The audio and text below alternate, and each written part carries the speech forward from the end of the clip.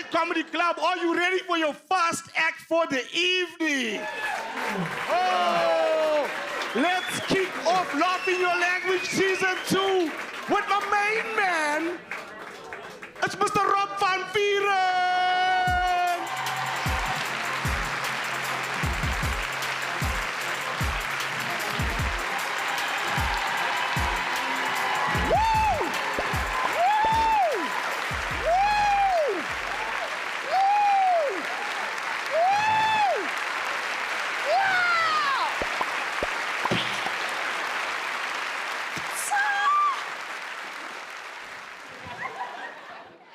I'm just kidding. I'm not that excited to be here. I mean, don't get me wrong, I'm excited to be here. I'm just not that excited to be here that I would literally ejaculate over an audience member. I think what I'm trying to say is I'm excited to be here. I'm just not Bill Cosby excited to be here.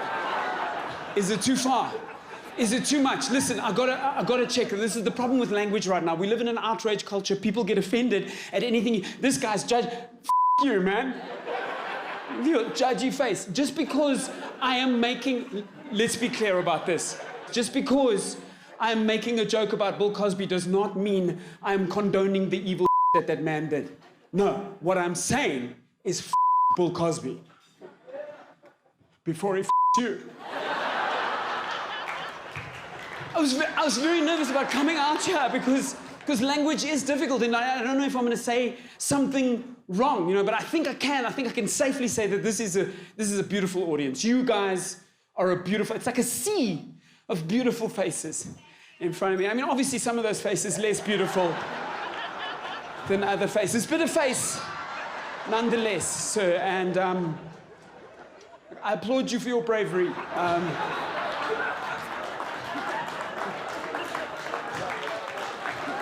In coming out with that face tonight. That takes guts, ladies and gentlemen, and that is the kind of guts we need in the world right now. Because the world is a scary place, right? It is we're scared wherever we go in the world that we might run into the certain type of person who could irrevocably change our experience of life. The kind of person who is using their culture and their religion as a weapon. You know what I'm talking about.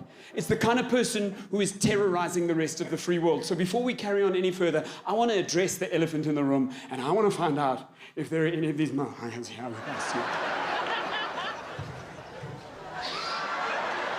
So let me ask a personal question. Are there any... You guys are cock nervous now, eh? No, we need to know, guys. We need to know so we can relax. So let me ask the question. Are there any Americans here tonight? Because these are the real terrorists in the world right now, right? You thought I was going to say something else because of the way I was using language. No, that's on you, lady, not on me. Americans are the real terrorists in the world right now. We don't know what they're going to do from one second to next. And the problem is we don't even know if they're among us anymore. In the past, we wouldn't have to ask if they were Americans. They would let us know as they came through the door. They were like, I'm here! I am here to adopt your children. I am here. These days, you ask an American, are you from America? They're like, no. I'm from Canada. So if there are any Americans pretending to be Canadians in the room tonight, I want you to know I'm not going to give you any okay?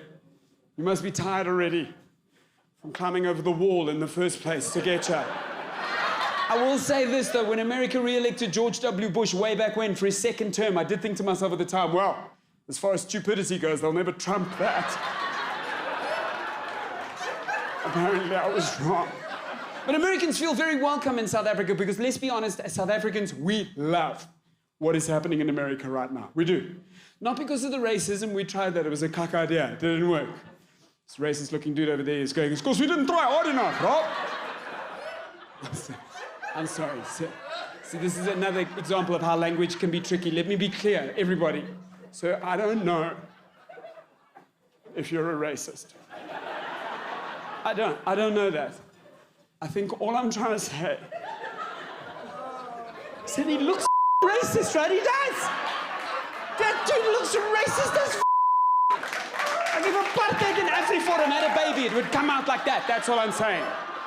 That is the face of a man who is about to up on social media. That is all I am saying. And that is not why we as South Africans love what's happening in America. We as South Africans love what's happening in America for two very simple reasons. Number one, we're very far south, so it's going to take a long time for the nuclear fallout to reach us. And number two, for the first time in 8 years, we didn't have the biggest for a president.